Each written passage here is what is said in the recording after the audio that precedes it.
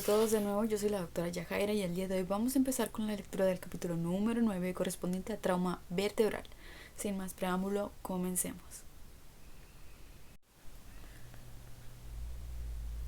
Objetivos del capítulo. Al terminar este capítulo, usted podrá describir la epidemiología de las lesiones medulares, comparar y contrastar los mecanismos más frecuentes que producen lesiones raquídeas, tanto en los adultos como en los niños, reconocer a los pacientes con potencial trauma raquídeo, correlacionar los signos y síntomas de la lesión medular y el shock neurogénico con su fisiopatología subyacente, integrar los principios de la anatomía y la fisiopatología con los datos de valoración y principios del tratamiento de los traumatismos para formular un plan terapéutico para el paciente con lesión vertebral obvia potencial.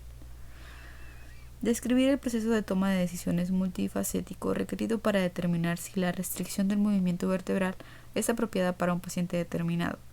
Discutir los factores asociados con los hallazgos e intervenciones prehospitalarias que pudiesen afectar la movilidad, morbilidad y mortalidad de una lesión medular. Comprender los principios de la inmovilización vertebral selectiva y cómo su aplicación puede cambiar dependiendo del paciente y las circunstancias. Comprender la controversia que rodea la administración de esteroides para la lesión de la médula y entender los nuevos tratamientos que se encuentran en investigación. Escenario. Usted ha sido enviado a la escena de un ciclista que se encontró tirado al lado de una carretera. A su llegada a la escena es segura, con el tráfico controlado por la policía. La paciente es una joven que yace en posición supina a un lado de la carretera, lejos del tráfico. Un oficial de policía está arrodillado a su lado y trata de hablarle, pero no hay respuesta.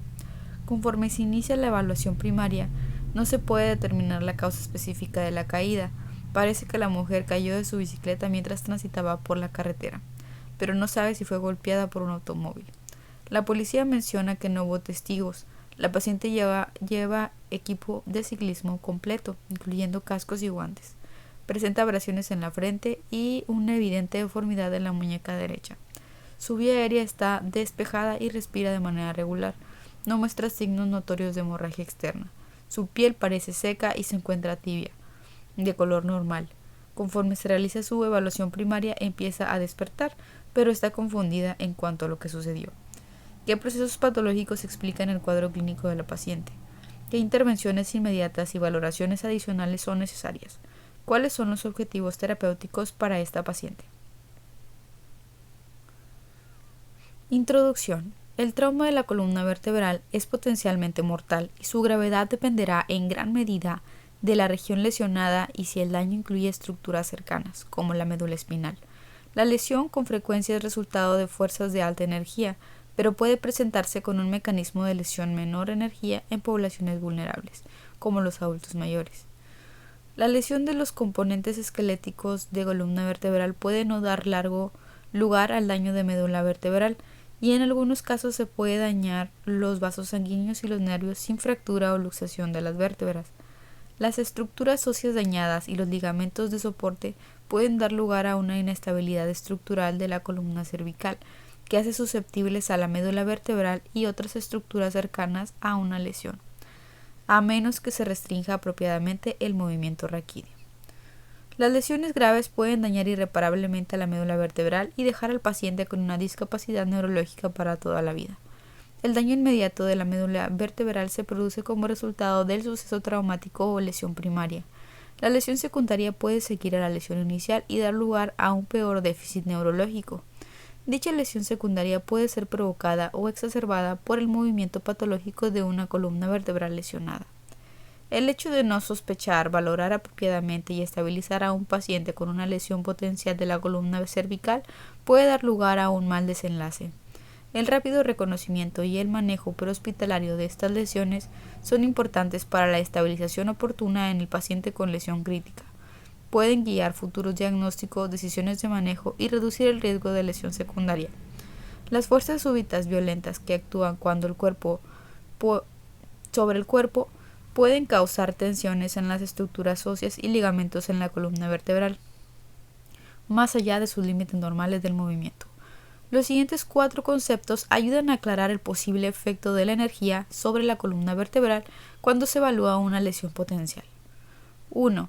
La cabeza es similar a una bola de boliche incrustada en la parte alta del cuello y su masa a menudo se mueve en diferente dirección al tronco, con el resultado de la aplicación de importantes fuerzas al cuello, columna cervical y médula espinal. 2.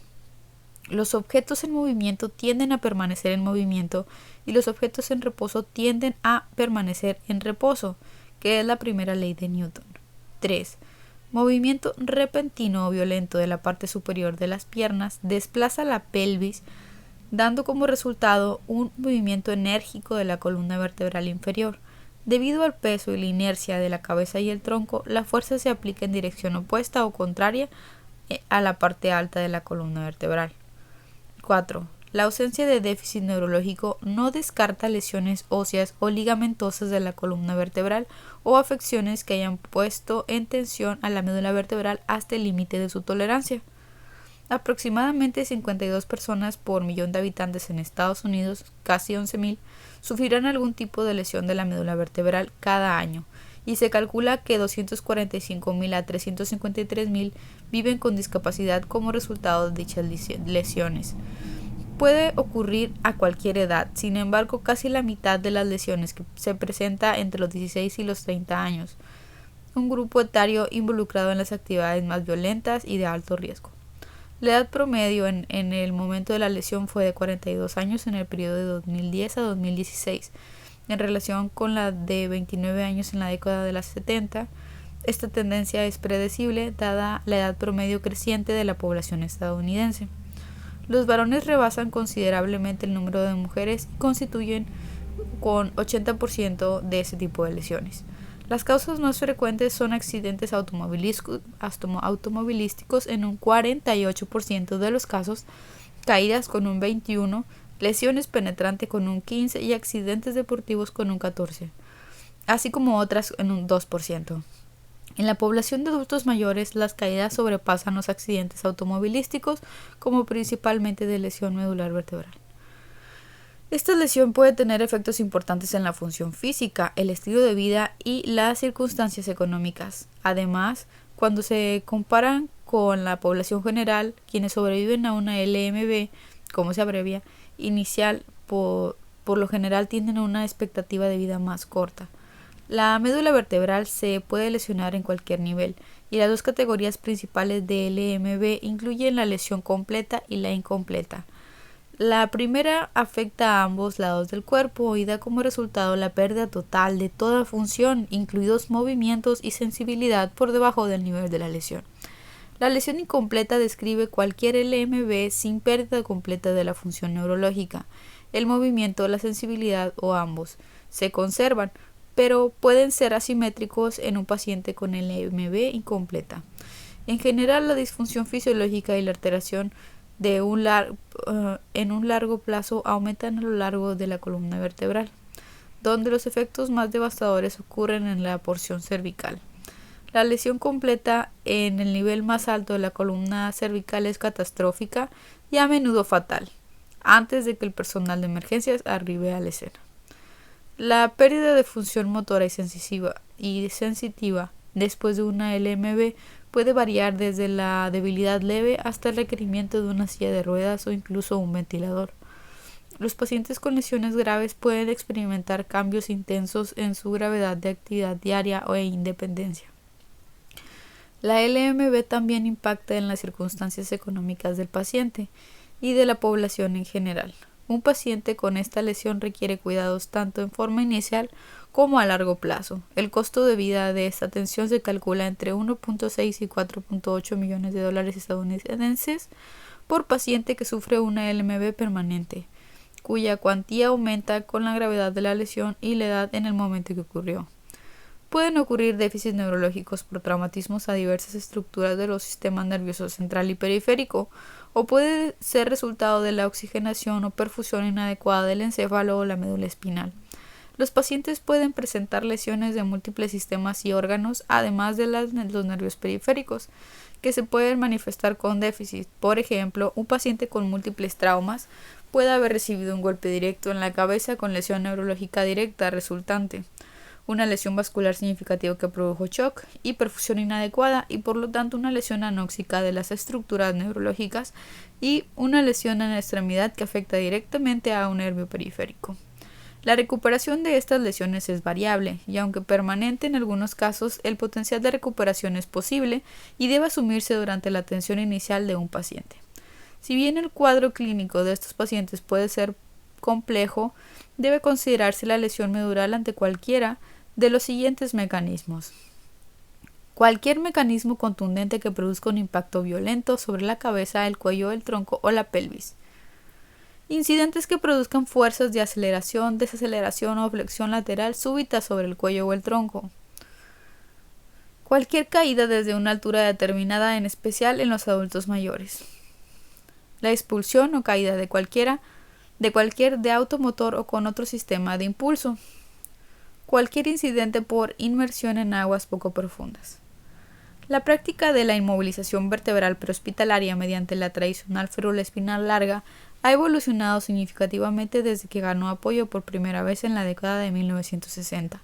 La decisión de realizar una restricción del movimiento vertebral se toma después de la consideración cuidadosa del mecanismo de lesión, las comorbilidades y factores de riesgo únicos, así como la exploración física del paciente. Entender las limitaciones y posibles complicaciones de esa intervención es igualmente importante en la clínica y en la toma de decisiones. Recientemente, la seguridad y eficacia de inmovilización utilizando la tabla espinal larga ha sido desafiado por los investigadores y ha dado lugar a un paradigma, alejándose de las prácticas tradicionales de inmovilización. La evolución en el manejo prehospitalario del trauma de columna vertebral ha generado la adopción generalizada de protocolos basados en la evidencia para la restricción del movimiento de la columna vertebral y el manejo de la LMB aguda que reduce las complicaciones ampliamente reconocidas y asociadas con la inmovilización de tabla espinal larga, al tiempo que limita el movimiento de la columna vertebral en pacientes con columna lesionada. Debe estabilizarse manualmente a un paciente con sospecha de lesión medular en una posición neutra, hasta que se valore la necesidad de una restricción continua del movimiento vertebral. El tratamiento inicial de un paciente con sospecha de traumatismo raquídeo debe incluir su reanimación intensiva para asegurar una perfusión ininterrumpida del tejido neurológico y la restricción del movimiento vertebral para prevenir lesiones secundarias y un compromiso neurológico más intenso. Anatomía y fisiología. Anatomía vertebral. La columna vertebral es una estructura compleja que actúa principalmente para facilitar el movimiento en los tres planos y dispersar las fuerzas de las cargas ejercidas sobre la cabeza y el tronco hacia la pelvis, en tanto protege simultáneamente al débil tejido neurológico de la médula espinal. La columna vertebral incluye 33 huesos llamados vértebras, que se apilan una encima de la otra, excepto por la primera C1 y la segunda C2 vértebras en la parte más alta de la columna cervical. Las vértebras sacras y coxigias fusionadas en la parte inferior, todas son de forma, estructura y movimientos similares. El cuerpo vertebral se sitúa en la parte anterior y representa la estructura más voluminosa de la vértebra, que soporta la mayor parte del peso de la columna vertebral y el tronco. Los lados curvos llamados arcos neurales están conformados por el pedículo y posteriormente por la lámina que se proyecta hacia atrás desde el cuerpo.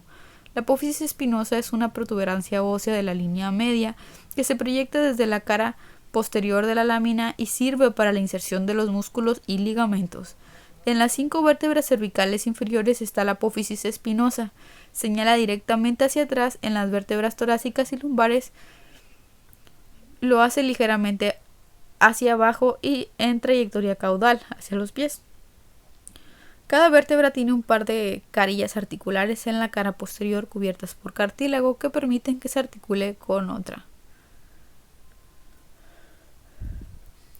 Surgiendo lateralmente de la unión de los pedículos y los cuerpos vertebrales se encuentran estructuras óseas adicionales llamadas apófisis transversas, que también sirven como puntos adicionales de inserción a los músculos paravertebrales. Varias estructuras neuronales y vasculares, incluyendo la raíz de cada nervio raquídeo, arteria vertebral y ganglio de la raíz dorsal. Estas pasan a través de una apertura llamada agujero intervertebral, también llamado agujero neural, presente entre cada par de vértebras. Los arcos neurales y la parte posterior de cada cuerpo vertebral forman una estructura casi circular, con una abertura en el centro llamado agujero vertebral o conducto raquídeo. La médula vertebral se encuentra rodeada por el saco de la dura madre, que a su vez contiene líquido cefalorraquídeo y pasa a través de este espacio protegida de las lesiones por las vértebras que la rodean, pero que sigue siendo vulnerable a la lesión penetrante directa a través del espacio interlaminar. Cada agujero vertebral se alinea con los de la vértebra superior y la inferior para formar un conducto raquídeo, a través del cual transcurre la médula espinal. La variabilidad en el tamaño de este agujero puede dar como resultado procesos patológicos, por ejemplo, cambio artrítico, tumor y hernia de disco, cargas raquídeas y la postura. El riesgo de daño de las estructuras neurovasculares que pasan por esas aperturas puede aumentar si el agujero es estenosa. Columna vertebral. Las vértebras individuales se disponen en una columna en forma de S, organización que permite un movimiento multidireccional extenso al mismo tiempo que imparte máxima fortaleza. La columna vertebral se divide en 5 regiones de referencia a partir de una posición más cefálica y en dirección descendente. Estas regiones son cervical, torácica, lumbar, sacra y cocigia. Las vértebras se identifican con la primera letra del nombre de la región en la que se encuentran y su número en secuencia desde arriba. La primera vértebra cervical se llama C1, la tercera vértebra torácica se llama T3, la quinta vértebra lumbar L5 y así sucesivamente con toda la columna vertebral. Cada vértebra soporta un peso corporal creciente conforme se ubica en una posición más baja en la columna. De manera apropiada, las vértebras C5 a L5 se toman progresivamente más grandes para ajustes al mayor peso y la carga de trabajo.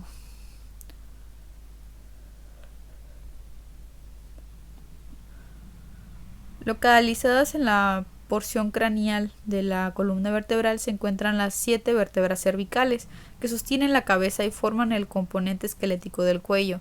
La región cervical es flexible y permite un movimiento total de la cabeza. Es importante señalar que las arterias vertebrales que irrigan la cara posterior del encéfalo transcurren por los agujeros separados en las vértebras cervicales, por lo general con ingreso en C6.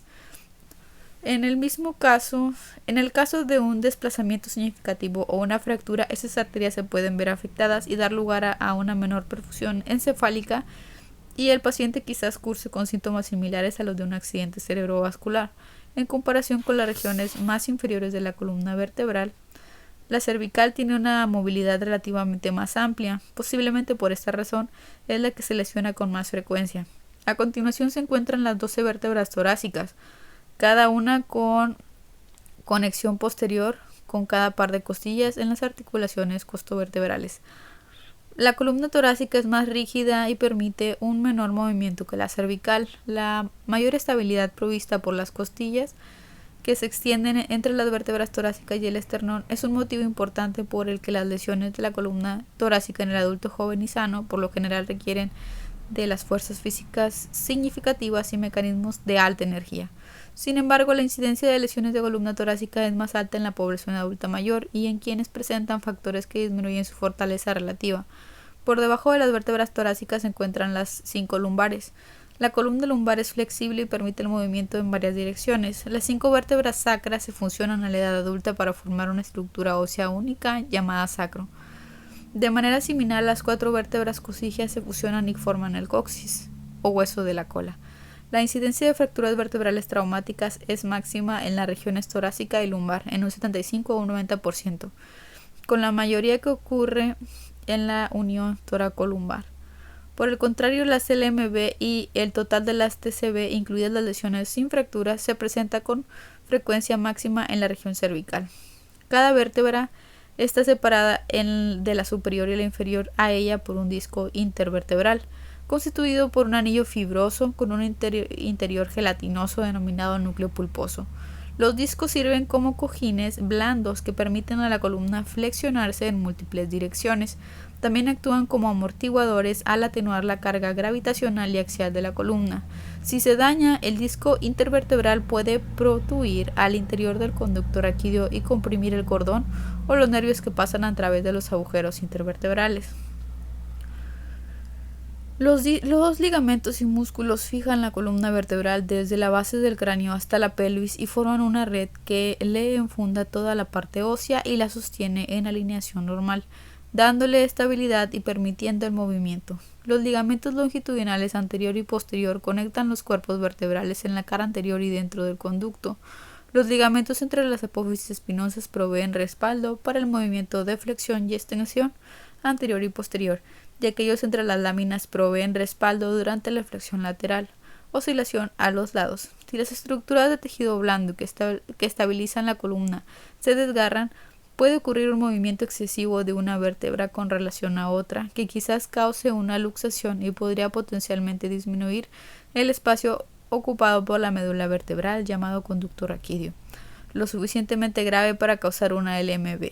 Es importante señalar que en los niños hay mayor laxitud de los ligamentos. A diferencia de la columna vertebral del adulto, la mayor laxitud de la pediátrica permite suficiente desplazamiento de la columna para dañar la médula vertebral sin daños radiológicos de lesión ósea, a lo que se le llama LMB sin anomalía radiológica. La cabeza se balancea en la parte alta de la columna y esta se conecta con la pelvis a través de las articulaciones sacroiliacas. El cráneo se posa en la primera vértebra cervical en forma anular, C1, conocida como atlas. Hay muy poca estabilidad ósea en la articulación de C1 y el cráneo. La estabilización primaria la ejercen los fuentes ligamentosos craniocervicales. El axis o C2 es una estructura similar a una clavija, llamada apófisis odontoides, similar a un diente, que se proyecta hacia arriba. Se localiza apenas dentro del arco anterior del atlas y forma una articulación rotativa. La articulación entre C1 y C2 imparte 50% del movimiento rotatorio de la columna cervical. La cabeza humana pesa entre 7 y 10 kilogramos, algo más que el peso promedio de una bola de boliche. La columna cervical es particularmente susceptible a las lesiones por diversos factores. La posición de la cabeza en la parte más alta del cuello, delgado y flexible, las fuerzas normales que actúan sobre la cabeza, el tamaño pequeño de los músculos de soporte y la carencia de estructuras óseas protectoras como las costillas. El conducto de la columna cervical disminuye de diámetro después de C1 y C2. En consecuencia, la médula vertebral ocupa 95% del espacio disponible, con mínima separación entre esta y la pared del conducto. Incluso un desplazamiento menor entre este punto puede producir compresión de la médula espinal.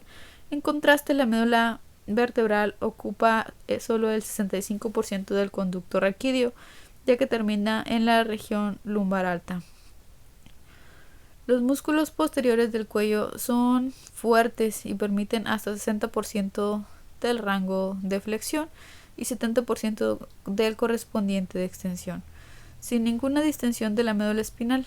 Sin embargo, cuando se aplica una fuerza súbita y violenta de aceleración, desaceleración o lateral al cuerpo, el impulso rebasa la fuerza de estabilización de las estructuras óseas y ligamentosas de la columna cervical y da como resultado la afección de la médula espinal. Un ejemplo de ello sería la colisión desde la parte superior de posterior de un vehículo sin el ajuste apropiado del respaldo de la cabeza. El sacro forma la base de la columna vertebral, una plataforma sobre la que ésta reposa. El sacro soporta entre 70 y 80% del peso corporal total y es parte tanto de la columna vertebral como de la cintura pélvica y se une al resto de la pelvis por las articulaciones inmóviles sacroiliacas. Anatomía de la médula espinal. La médula vertebral es un conjunto de neuronas que transporta señales de salida al resto del cuerpo e ingreso al cerebro. Es continuación del encéfalo con inicio en la parte terminal del bulbo raquídeo y se extiende a través del agujero magno, el orificio en la base del cráneo y las vértebras respectivas por el conducto raquídeo hasta el nivel de la segunda vértebra lumbar. El aporte sanguíneo de la columna vertebral es a través de las arterias raquídeas anterior y posterior. La médula vertebral está cubierta por 3 membranas conocidas como meninges, vía madre, aracnoides y dura madre, de dentro a afuera, respectivamente. Esta cobertura meningea se continúa hasta la segunda vértebra sacra, donde termina en un reservorio sacular. El espacio entre la pía madre y el aracnoides contiene al líquido cefalorraquídeo, que se produce en el cerebro y rodea al encéfalo y la médula espinal. Además de retirar los productos de desecho del encéfalo, el líquido cefalorraquídeo protege contra lesiones de cambios rápidos de aceleración que causa su impacto contra el cráneo. La propia médula vertebral consta de materia gris y blanca, la primera constituida principalmente por los cuerpos neuronales. La materia blanca contiene los axones mielinizados largos que constituyen los tractos espinales anatómicos y sirven como vías de comunicación para los impulsos nerviosos. Los tractos espinales se dividen en dos tipos, ascendentes y descendentes. Los tractos nerviosos ascendentes transportan impulsos sensoriales desde partes distales del cuerpo hacia el encéfalo a través de la médula espinal. Los tractos ascendentes se pueden subdividir según se transporten sensaciones diferentes: dolor y temperatura, tacto y presión, e impulsos sensoriales respecto del movimiento, vibración, posición y tacto ligero.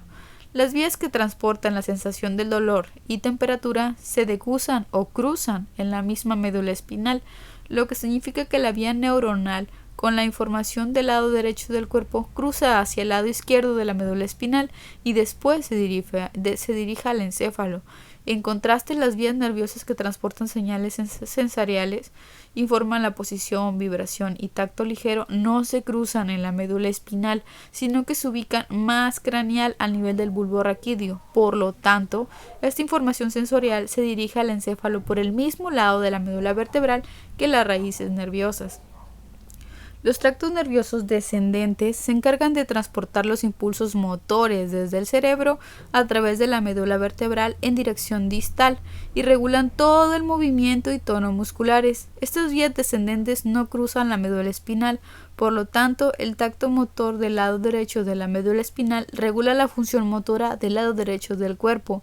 Sin embargo, estos tractos motores se cruzan en el tronco cerebral, por lo que el lado izquierdo del cerebro controla la función motora en el lado derecho del cuerpo y viceversa. Conforme la médula vertebral desciende, emite pares de nervios que se ramifican en cada vértebra y se extiende a las diversas partes del cuerpo. La médula vertebral contiene 31 pares de nervios raquídeos denominados de acuerdo con el nivel del que surgen. Cada nervio tiene dos raíces, una dorsal y una ventral en cada lado. La raíz dorsal transporta información de impulsos sensitivos y la ventral lo hace de impulsos motores. Los estímulos nerviosos pasan entre el cerebro y cada parte del cuerpo a través de la médula vertebral y pares respectivos de estos nervios. Conforme se ramifican desde la médula espinal, estos nervios pasan a través de un orificio en la cara externa inferior de las vértebras, detrás del cuerpo vertebral, llamado agujero intervertebral. Un dermatoma es una zona sensorial de la superficie cutánea del cuerpo inervada por una sola raíz dorsal. Colectivamente, los dermatomas permiten trazar un mapa de las regiones corporales de cada nivel raquídeo. Los dermatomas ayudan a determinar el nivel de una LMB. 3 puntos de referencia a tomar en cuenta son las clavículas, que corresponden al dermatoma C4-C5, el pezón, que se encuentra en un nivel del dermatoma T4, y el ombligo, que corresponde al dermatoma T10. El recordar estos 3 niveles puede ayudar a localizar rápidamente una LMB.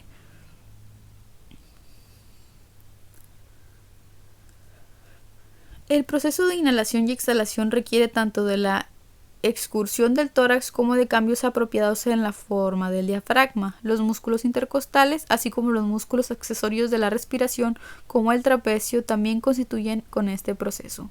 El diafragma es inervado por los nervios frénicos izquierdo y derecho, que se originan de los nervios que emergen de la médula vertebral entre los niveles C3 y C5, por lo que si ésta se lesiona por arriba del nivel de C3 o se cortan los nervios frénicos, el paciente perderá su capacidad para respirar espontáneamente y se puede presentar un paro respiratorio antes del arribo de los proveedores de atención prehospitalaria, a menos que los transeúntes inicien la respiración de rescate.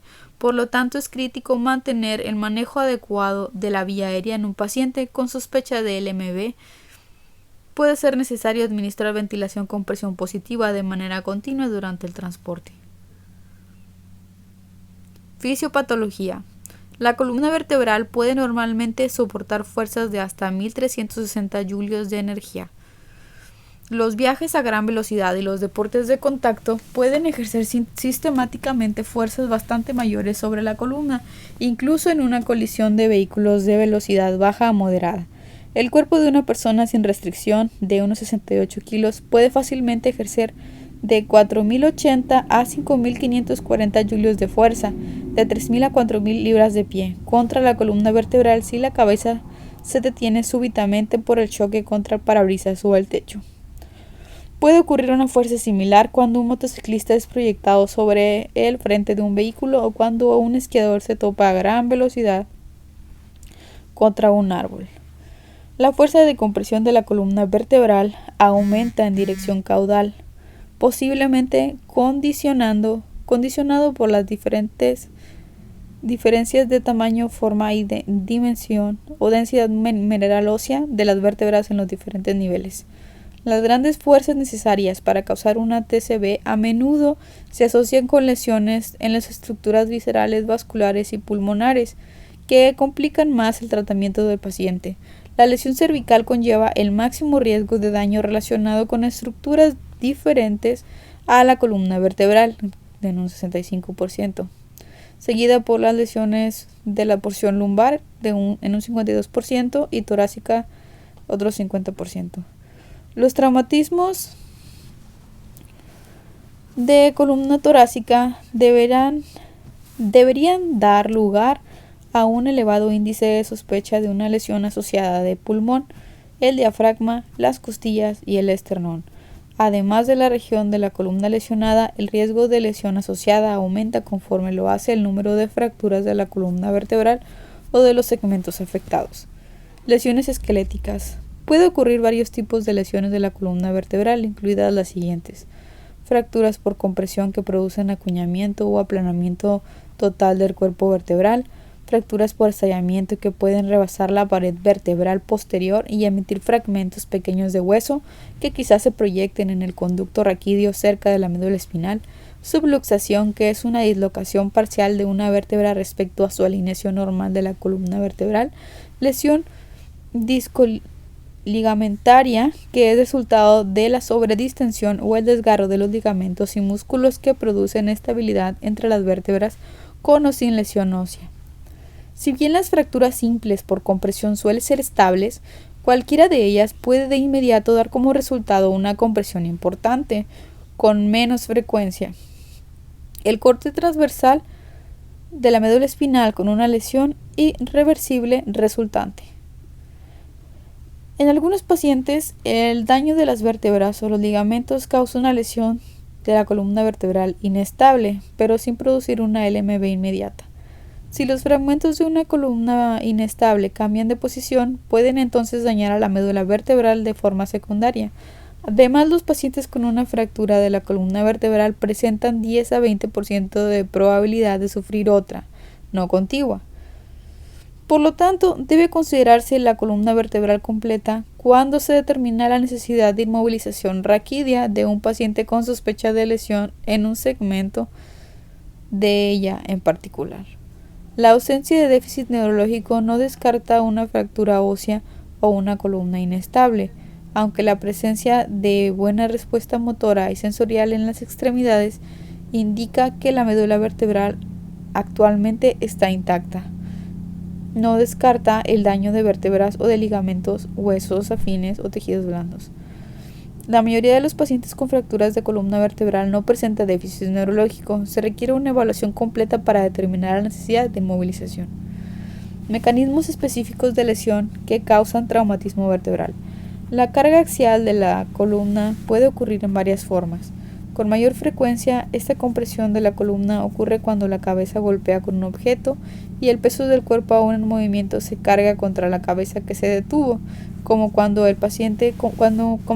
un paciente sin restricción se golpea contra el parabrisas o con un objeto durante un incidente de buceo en agua a poca profundidad. La compresión y la carga axial también se presentan cuando el paciente sufre una caída desde una altura sustancial y aterriza en posición de pie, un tipo de lesión en la que se dirige el peso de la cabeza y el tórax hacia abajo contra la columna lumbar, en tanto la columna sacra se mantiene estacionaria.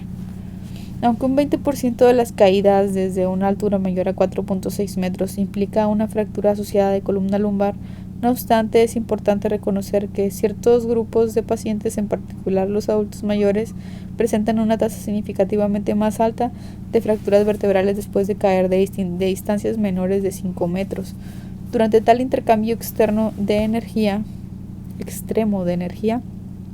la columna vertebral tiende a exagerar su curvatura normal. Por esta razón ocurren fracturas y compresiones de tales zonas. Muchas fracturas por compresión o estallamiento son resultado de la carga axial que se presenta en los ápices de la lordosis lumbar o la cifosis torácica. La flexión excesiva o hiperflexión, la extensión excesiva o hiperextensión y la rotación excesiva o hiperrotación puede causar daño óseo o ligamentoso con impactación o estiramientos de la médula espinal. La flexión súbita o excesiva a los lados requiere mucho menos movimiento que la flexión o extensión antero-posterior antes del fracaso tensil o compresivo de la columna vertebral. Esto ocurre por el limitado rango de movimiento lateral de la columna. Durante un impacto lateral del tronco y la columna torácica se desplazan a los lados. La cabeza tiende a mantenerse en su lugar hasta que es arrastrada a lo largo de las inserciones cervicales. El centro de gravedad de la cabeza está por arriba y delante de su asiento y unión a la columna cervical, por lo tanto tenderá a rotar a los lados, movimiento que a menudo causa subluxaciones y fracturas óseas. Distensión. Elongación excesiva de la columna vertebral. Cuando una parte de la columna se encuentra estable y el resto en movimiento longitudinal, esa dirección de separación de la columna puede fácilmente causar estiramiento excesivo y desgarros de la columna espinal. El TCB de tipo distensión es un mecanismo frecuente de lesión pediátricas en el patio del recreo, ahorcamientos y en cierto tipo de accidentes automovilísticos. Hay muchos mecanismos reconocidos de una LMB, sin embargo, más del 90% se encuentra dentro de las siguientes 4 importantes causas enlistadas según el orden de frecuencia. Accidentes automovilísticos en un 42%, caídas en un 27%, actos de violencia en un 15% y actividades relacionadas con deportes, incluso el buceo en aguas poco profundas, un 8%. Las principales causas de TCB y LMB en los pacientes pediátricos varían significativamente por edad y etnia. Un porcentaje significativo, un 17.5%, de las lesiones raquídeas en pacientes menores de 2 años es resultado de abuso físico violento, en tanto que accidentes automovilísticos y las caídas siguen siendo una causa común independientemente de la edad del paciente. Los adolescentes tienen más probabilidad de sufrir una lesión durante actividades relacionadas con deportes en comparación con los niños más jóvenes o adultos. Las lesiones relacionadas con armas de fuego son causa de casi 25% de la LMB en adolescentes de raza negra en los Estados Unidos. En la práctica, determinar el modo exacto de la lesión de la columna vertebral es difícil, ya que el mecanismo de la lesión puede causar patrones de fuerza complejos. Siempre se debe asumir que una lesión suficientemente grave para causar una fractura o una lesión neurológica también produjo inestabilidad de la columna vertebral hasta que se demuestre lo contrario en la evaluación clínica y en los estudios radiológicos. Lesiones de la médula espinal. La lesión primaria que ocurre en el momento del impacto o la aplicación de la fuerza y puede producir compresión de la médula espinal, una LMB directa, por lo general por fragmentos óseos inestables o proyectiles, y la interrupción de aporte sanguíneo a la médula espinal. Las lesiones secundarias se presentan después del incidente inicial y puede ocurrir edema, isquemia o desplazamientos de fracturas óseas. La conmoción de la médula vertebral es resultado de la interrupción temporal de las funciones de la médula vertebral distales a la lesión. La conmoción de la médula vertebral involucra equimosis o hemorragia al interior de sus tejidos y puede también dar lugar a una pérdida temporal de la función y a veces permanente distal a la lesión o shock medular. El shock medular es un fenómeno neurológico que se presenta durante un tiempo variable después de una LMB, por lo general menor a 48 horas, resultado de la pérdida temporal de las funciones sensorial motoras, flacidez y parálisis musculares, así como la pérdida de reflejos por debajo del nivel de la LMB.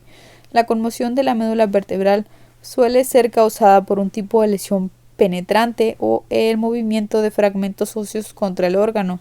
La gravedad de la lesión resultante de la contusión se relaciona con el grado de hemorragia al interior del tejido de la médula espinal. El daño o la interrupción del suministro sanguíneo de la médula vertebral puede dar lugar a isquemia local. La compresión de la médula vertebral corresponde a la presión que le causa el edema a los tejidos locales, pero también puede presentarse por rotura traumática de un disco y fragmentos óseos o el desarrollo de un hematoma compresivo. La compresión medular puede dar lugar a isquemia tisular y en algunos casos quizás requiera descompresión quirúrgica para prevenir una pérdida de función permanente, por lo que es importante el transporte rápido del paciente para su evaluación definitiva y estudios imagenológicos. La laceración de la médula espinal ocurre cuando sus tejidos se fragmentan o se cortan. Es un tipo de lesión que suele causar daño neurológicamente irreversible. El corte transversal de la médula vertebral puede clasificarse como completo o incompleto. En el completo todas las vías medulares se interrumpen y las funciones distales del sitio se pierden. Debido al efecto adicional del edema, la determinación de la extensión de la pérdida de la función tal vez no sea precisa hasta 24 horas después de la lesión. Los cortes transversales más completos de la médula espinal dan como resultado paraplegia o cuadriplegia, dependiendo del nivel de la lesión. En el corte transversal incompleto de la médula vertebral, algunas vías y funciones sensoriales y motoras se mantienen intactas. El pronóstico de recuperación es mejor en estos casos que ante un corte transversal completo. No es posible en el ambiente prehospitalario discernir si el déficit neurológico resultante se debe a una contusión medular, shock medular o un daño más grave de la médula espinal. Por lo tanto, todos los pacientes con sospecha de LMB deben de ser valorados y tratados sin tener en cuenta esta distinción. Los tipos de lesión medular incompleta incluyen los siguientes. El síndrome de cordón anterior, por lo general, es resultado de la presencia de fragmentos óseos o presión sobre las arterias raquídeas anteriores, que dan como consecuencia el infarto o daño a la cara anterior de la médula vertebral. Los síntomas incluyen pérdida de la función motora y de las sensaciones de dolor, temperatura y tacto ligero. Sin embargo, se conservan algunas percepciones de tacto ligero, movimiento y posición y vibración a través de los tractos medulares posteriores intactos. El síndrome centromedular suele presentarse con la hiperextensión de la región cervical, en especial en pacientes que pudiesen haber tenido estenosis previa por causas degenerativas o congénitas. Los síntomas incluyen debilidad o parestesias en las extremidades superiores, pero con pérdida menos significativa de la fuerza y la sensibilidad en las extremidades inferiores.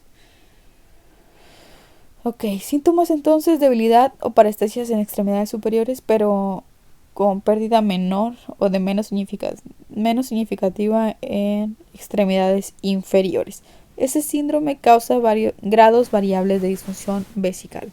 El síndrome de Brown-Séquard es causado por una lesión penetrante, incluye el semicorte transversal de la médula vertebral que afecta a solo uno de los lados. Las manifestaciones incluyen daño completo de la médula vertebral y pérdida de la función del lado afectado, motora, de vibración, movimiento y posición, con ausencia de percepción del dolor y la temperatura en el lado opuesto de la lesión.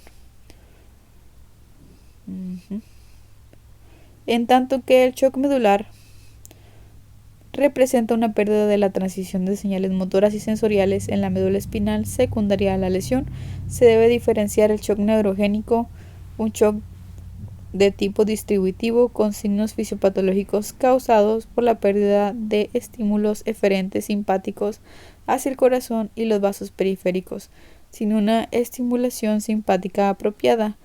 La transmisión de señales parasimpáticas sin oposición da lugar a bradicardia y dilatación de las arterias y venas periféricas.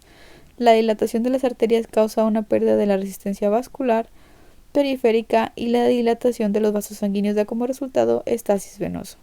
Ambos aspectos disminuyen el retorno venoso a las cavidades cardíacas derechas y por lo tanto la precarga cardíaca. En combinación con la bradicardia puede ocurrir un descenso severo del gasto cardíaco. Recuerde que el paciente con shock hipovolémico que se presenta con taquicardia en respuesta a la hipotensión y que la piel se encuentra fría, húmeda y pegajosa, porque los vasos sanguíneos periféricos se constriñen y desvían el volumen hacia los órganos vitales en un intento por mantener la presión arterial. Por el contrario, el dato fisiopatológico clásico vinculado al shock medular es una bradicardia hipotensiva que puede requerir tratamiento con atropina u otro agente parasimpático lítico.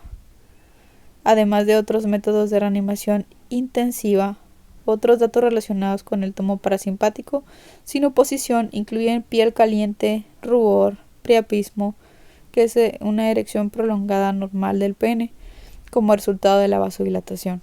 En la práctica, los pacientes con LMB y shock medular a menudo presentan otras lesiones que pueden dar resultado shock hipovolémico, además del neurogénico, lo que dificulta más la evaluación y el tratamiento.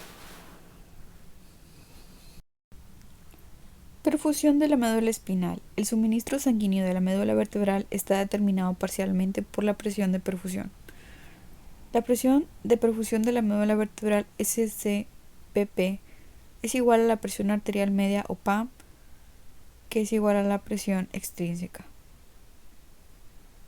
Varios factores pueden afectar la presión, la perfusión y oxigenación de la médula espinal, así como la presión extrínseca. 1. La presión arterial media PAM. La PAM es la principal determinante de la perfusión de la médula espinal. La reanimación adecuada tiene un objetivo de PAM de 90 milímetros de mercurio mediante la administración de soluciones y medicamentos.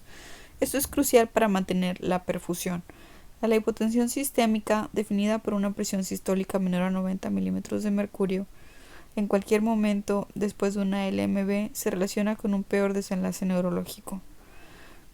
2. Congestión venosa medular. Puede ser efecto de trombosis venosa o de la compresión extrínseca de los vasos medulares y como resultado un aporte sanguíneo inadecuado. En un ámbito microvascular, la PAM debe de ser mayor en el contexto de la congestión de las venas medulares, ya que propulsa la sangre a través de la zona de congestión venosa para alcanzar un intercambio adecuado de oxígeno. 3. Hipoxia. Los pacientes con trauma a menudo presentan problemas pulmonares que pueden dar lugar a un menor intercambio de oxígeno, como resultado de una presión parcial baja de oxígeno arterial en sangre. La administración de oxígeno suplementario y el mantenimiento de una vía aérea son cruciales para garantizar un suministro sanguíneo adecuado de la médula espinal.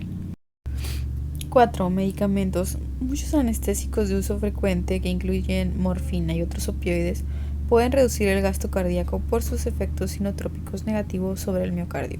Si bien el control del dolor en un paciente traumatizado es importante, estos fármacos deben administrarse con precaución para permitir la perfusión y oxigenación adecuados de la médula espinal.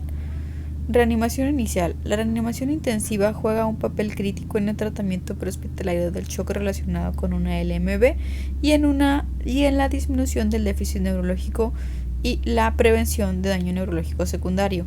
La patogenia de la lesión neurológica secundaria surge de la pérdida de autorregulación que lleva a una disminución de la microcirculación medular y mayor daño isquémico.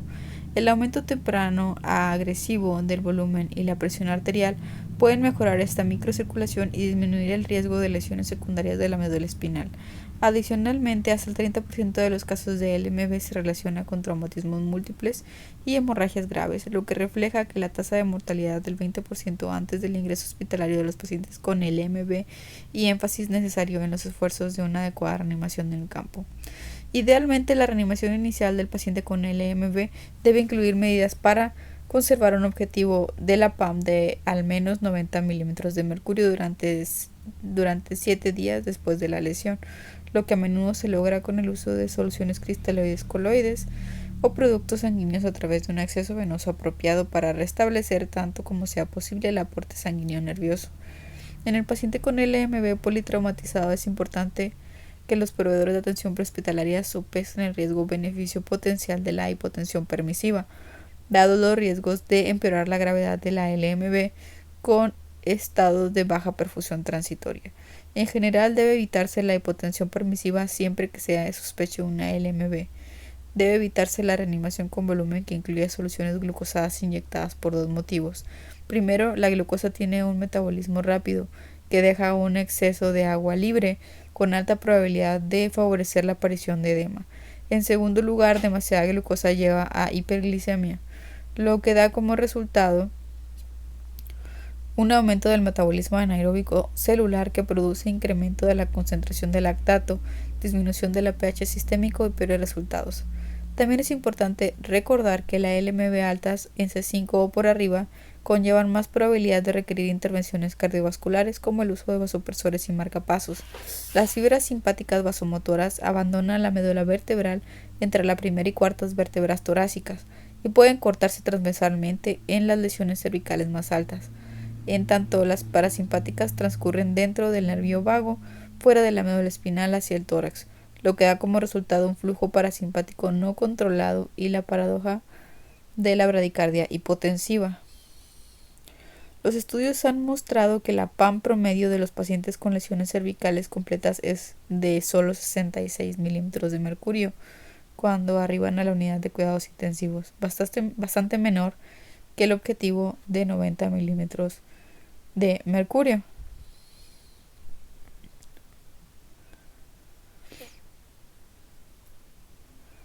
Que es necesario para mantener una perfusión adecuada de la médula espinal. Un estudio reveló que 40% de los pacientes con LMB cervical completa se presentaron con signos de shock neurogénico y requirieron soporte inmediato con fármacos vasopresores. Si bien los primeros rescatistas presentes en el sitio del accidente estarán alertas en sus esfuerzos de reanimación ante todas las lesiones medulares, debe hacerse énfasis en los pacientes de LMB cervical para obtener los mejores resultados neurológicos posibles.